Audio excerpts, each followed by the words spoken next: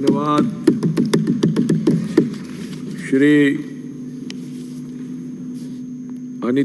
श्रीमती अनीता बघेल।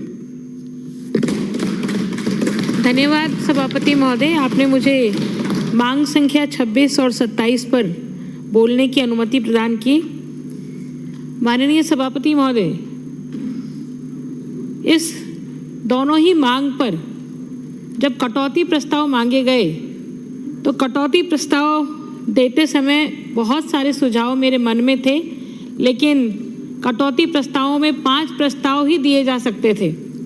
और जब मैंने कार्यसूची आज की देखी तब जो कटौती प्रस्तावों को बारीकी से पढ़ा तो उन कटौती प्रस्तावों में चिकित्सा शिक्षा की जब मैं बात करती हूँ तब चिकित्सा शिक्षा में 100% सब माननीय सदस्यों ने जिन्होंने कटौती प्रस्ताव दिए हैं उन सब के कटौती प्रस्तावों में एक सुझाव तो निश्चित रूप से है कि मेरी पीएससी और सीएससी में डॉक्टर लगा दिए जाएं, या मेरे मेडिकल कॉलेज में प्रोफेसर, असिस्टेंट प्रोफेसर्स या एमओ की भर्ती कर दी जाए। तो इससे स्पष्ट है कि पूरे राजस्थान में जितना मेडिकल कॉलेज हैं या मेडिकल फैसिलिटीज़ हैं उन सब फैसिलिटीज़ में डॉक्टर्स की बहुत बड़ी कमी है।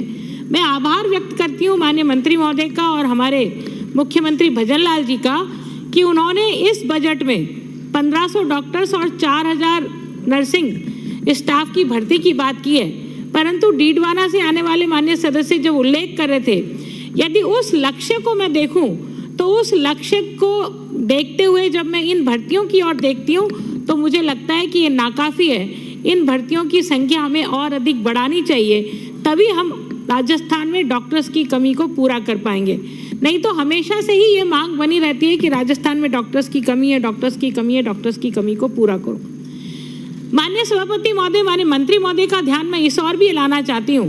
जब इंडियन मेडिकल काउंसिल किसी कॉलेज के एफिलिएशन के लिए निरीक्षण करने आती है तो अक्सर मैंने ये देखा है, जेएलएन मेडिकल कॉलेज का निरीक्षण जब होता है तब एसएमएस मेडिकल कॉलेज से कुछ प्रोफेसर्स, कुछ डॉक्टर्स को पोस्टिंग कर दी जाती है और जैसे ही निरीक्षण पूरा हो जाता है, काउंसिल के डॉक्टर्स या अधिकारी निरीक्षण पूरा कर देते हैं तो उनका जो स्थानांतरण किया हुआ होता है वो कैंसिल कर देते हैं। तो ये एक तरह से मेडिकल काउंसिल ऑफ इंडिया के आंखों में धूल झोंकने वाली बात होगी कि आप कॉलेज की मान्यता के लिए आप अस्थायी रूप से उस स्थान पर स्थानांतरण कर देते हैं और फिर बाद में उस स्थानांतरण को कैंसिल कर देते हैं। तो इससे ना केवल उसको धोखा है बल्कि अपने आप को भी धोखा है। इसलिए पीजी की कक्षाएं मैं माननीय मंत्री महोदय को निवेदन करना चाहूँगी कि जितना अधिक पीजी की सीटें हम मेडिकल कॉलेजों में बढ़ा सकें उतनी हमें बढ़ानी चाहिए। और जितने हमारे एफिलिएटेड मेडिकल के हॉस्पिटल्स हैं उन हॉस्पिटल्स की संख्या जब हम देखते हैं तो वो भी सीएससी की आपने बात करी है कि हर सीएससी पर एक विधानसभा में आप सीएससी देंगे, उसके लिए तो आपको धन्यवाद है। परंतु मैं उसके साथ ही एक सुझाव और देना चाहूँगी। एक सीएससी आप हर विधानसभा पर दे रहे हैं, लेकिन एक सीएससी के साथ साथ एक जीएनएम नर्सिंग कोर्स की सुविधा भी यदि एक विधानसभा पर दे देते हैं, क्योंकि मैंने जब सूची देखी तो 3 ही जिले ऐसे हैं जिनमें 2 नर्सिंग स्कूल संचालित है, बाकी सब एक डिस्ट्रिक्ट हेडक्वार्टर पर एक नर्सिंग स्कूल है और एक जिला, इतना बड़ा जिला होता है, नर्सिंग की पूर्ति हमारी हो नहीं पाती है। यदि नर्सिंग स्टाफ हमको मिलेगा तो प्राइवेट हॉस्पिटल्स में और सरकारी हॉस्पिटल्स में हमें उनकी पूर्ति करने के लिए उनको हम रोजगार भी दे पाएंगे और दूसरी तरफ हम स्किल मेन पावर भी हॉस्पिटल्स में उपलब्ध करा पाएंगे।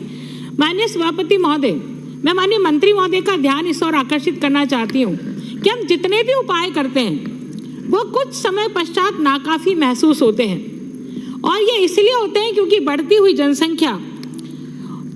जनसंख्या के कारण से जितने उपाय किए जाते हैं वो वापस वहीं लौट आते हैं। तो ऐसी स्थिति में क्या हम इस जनसंख्या को नियंत्रित करने का किसी तरह से विचार कर सकते हैं क्या? स्वास्थ्य के मानकों में वृद्धावस्था में स्वास्थ्य के देखभाल के प्रति कोई विशेष उपाय किए जा सकते हैं क्या? और विशेषकर महिला स्वास्थ्य की ओर हम ध्यान दे सकते हैं क्या? क्योंकि महिला में बहुत तरह की एनीमिया और पता नहीं किस कारण से, जीवन शैली के कारण से, हमारी सामाजिक परंपरा के कारण से, हमारे सामाजिक जो हमारा जीवन है उसके कारण से महिलाएं अपनी स्वास्थ्य पर ध्यान नहीं दे पाती और ऑल ओवर जब स्वास्थ्य की बात करते हैं तो इस तरह की परेशानी हमें दिखाई देती हैं। अभी डीडवाना से आने वाले माननीय सदस्य बता रहे थे कि 6000 पर एक डॉक्टर हमें उपलब्ध है। मैं माननीय मंत्री महोदय को बताना चाहूँगी, ये डॉक्टर तो हमें 6000 पर एक उपलब्ध है, लेकिन नर्सिंग कर्मी हमारे को 10,000 की जनसंख्या पर एक नर्सिंग कर्मी हमको उपलब्ध होता है। तो हमें नर्सिंग कॉलेज खोलने की और अधिक आवश्यकता है। इसी तरह से माननीय सभापति महोदय, मैं निवेदन करना चाहूँगी मेरे अजमेर के बारे में, क्योंकि अजमेर का मेडिकल कॉलेज बहुत पुराना मेडिकल कॉलेज है और RUHS की बात हमारे मालवीय नगर से आने वाले माननीय सदस्य ने की कि RUHS को भैरव सिंह शेखावत जी के नाम से कर देना चाहिए। वास्तव में मैं भी इस बात का समर्थन करती हूँ। हमारे बड़े नेता हैं और 3 बार मुख्यमंत्री रहे, 1 बार उपराष्ट्रपति रहे। ये राजस्थान का सौभाग्य है कि राजस्थान से वो उपराष्ट्रपति रहे, तो उनके नाम से करना ही चाहिए। परंतु मैं साथ में एक सुझाव और दूंगी, जितने एकेडमिक कॉलेज हैं उन एकेडमिक कॉलेज में यूनिवर्सिटीज़ आप देखिए, इस 5 साल में भी प्राइवेट यूनिवर्सिटी बहुत सारी आएंगी। मेडिकल के क्षेत्र में भी प्राइवेट यूनिवर्सिटी है, लेकिन सरकारी क्षेत्र में सिर्फ एक सरकारी यूनिवर्सिटी है। यदि अजमेर मेडिकल कॉलेज को भी यूनिवर्सिटी में तब्दील कर दिया जाए तो वहाँ की जो हमेशा मेन पावर की समस्या है, उस मेन पावर की समस्या से हम समाधान पाएंगे। आपको धन्यवाद है कि आपने सुपर स्पेशलिटी ब्लॉक दिया है, लेकिन वो बहुत नाकाफ़ी है, उसकी पूर्ति नहीं होगी। इसी प्रकार से जयपुर के Mahavir hospital, cancer Mahavir hospital और SMS में कैंसर के रोगियों की बहुत तादाद रहती है, दूर दूर से लोग आते हैं। तो मेरा आपको सुझाव है, ऑन्कोलॉजी विभाग जो अजमेर के जैलन मेडिकल कॉलेज है उसमें ऑन्कोलॉजी विभाग बनाया जाए और ऑन्को फिजिशियन और ऑन्को सर्जन की नियुक्ति वहाँ की जाए, एकेडमिक इंस्टीट्यूट की स्थापना वहाँ पर की जाए। इसी तरह से माननीय मंत्री महोदय, MCH कोर्स जो अजमेर के यूरोलॉजी डिपार्टमेंट द्वारा चलाया जाता है, इस MCH कोर्स में NMC के नॉर्म्स के अनुसार फैकल्टी की स्थापना की जाए, फैकल्टीज रिक्रूटमेंट की जाए, क्योंकि फैकल्टीज नहीं होने के कारण से उसको रिकॉग्नाइजेशन नहीं मिल पा रहा है और संबद्धता नहीं मिलने के कारण से जो बच्चे MCH का कोर्स करते हैं उन बच्चों को कोई उसका लाभ नहीं मिलता, तो उन बच्चों को भी उसका लाभ मिल पाएगा। न्यूरो सर्जरी विभाग में फैकल्टी लगाई जाए और MCH का नियमन उसके साथ में कराया जाए। न्यूरो फिजिशियन डिपार्टमेंट की स्थापना की जाए। नर्सिंग कर्मचारियों की पूर्ति के लिए पहले ही मैंने आपको निवेदन किया है कि नर्सिंग कर्मचारियों की कमी है, उन नर्सिंग कर्मचारियों की पूर्ति के लिए भी हमें जैलन मेडिकल कॉलेज में अतिरिक्त पदों का सृजन किया जाए। रेडियोलॉजी विभाग में फैकल्टी लगाई जाए, साथ ही साथ CTVS सर्जरी में फैकल्टी लगाई जाए, क्योंकि CTVS में जब तक आप सर्जरी नहीं लगाएंगे तब तक PG कोर्स वहाँ नहीं हो सकते, और जब तक PG कोर्स नहीं हो सकते तब तक वहाँ पर बाईपास भी नहीं होती है। बाईपास के लिए भी लोगों को जयपुर आना पड़ता है या फिर प्राइवेट कॉलेजों में जाना पड़ता है। तो मेरा निवेदन है, एक सभी मेडिकल कॉलेजों के लिए और मेडिकल हॉस्पिटल्स के लिए सुझाव देना चाहूँगी, क्योंकि सुपरिटेंडेंट जो हॉस्पिटल के जो सुपरिटेंडेंट होते हैं वो प्रोफेसर या असिस्टेंट प्रोफेसर रैंक के डॉक्टर्स को लगाया जाता है।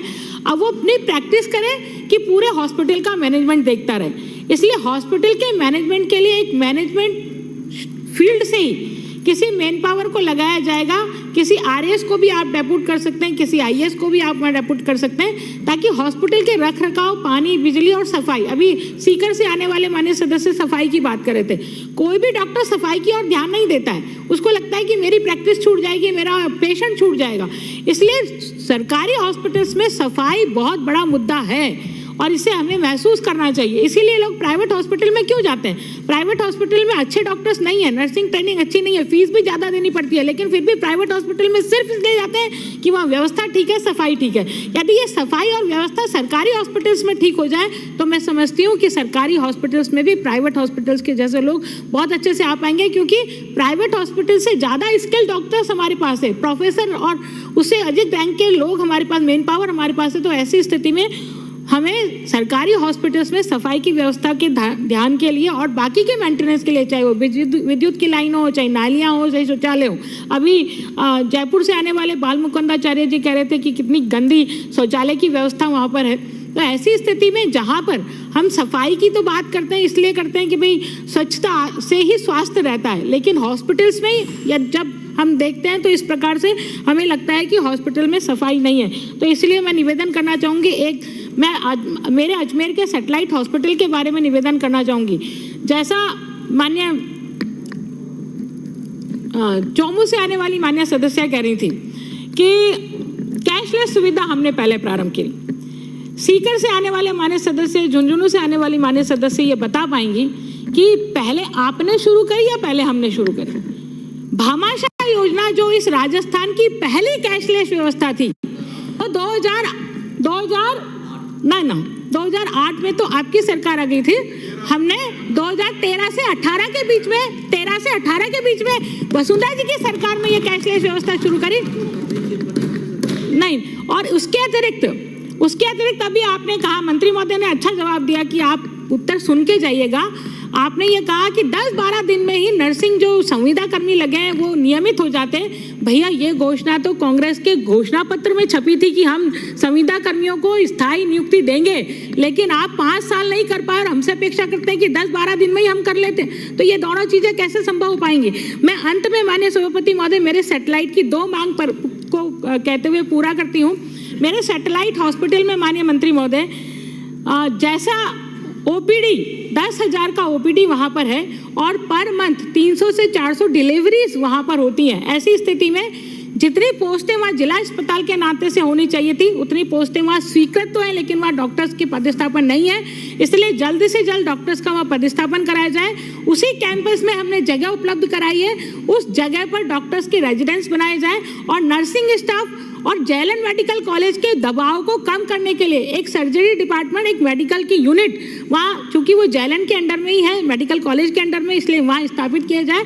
मैं अंत में माननीय वित्त मंत्री जी को और माननीय मुख्यमंत्री जी का, माननीय मंत्री जी का आभार व्यक्त करती हूँ कि उन्होंने एक सीएससी हर विधानसभा क्षेत्र में दी है। उस नीति के तहत एक सीएससी मेरी विधानसभा क्षेत्र में भी खुलने वाली है। मैं निवेदन करना चाहूँगी कि जितने सुझाव, जितनी डिमांड मैंने की है उनकी और आप ध्यान देंगे और जब आपका रिप्लाई आएगा तो राजस्थान में एक संदेश जाएगा कि वास्तव में ये सरकार करने वाली सरकार है, कहने वाली सरकार नहीं है।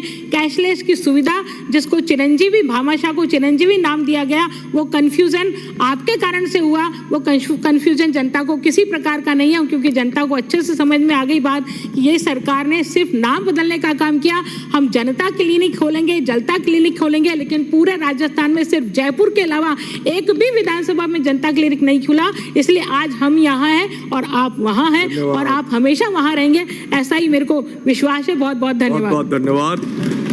श्री अमित चांचड़। धन्यवाद सभापति महोदय। आप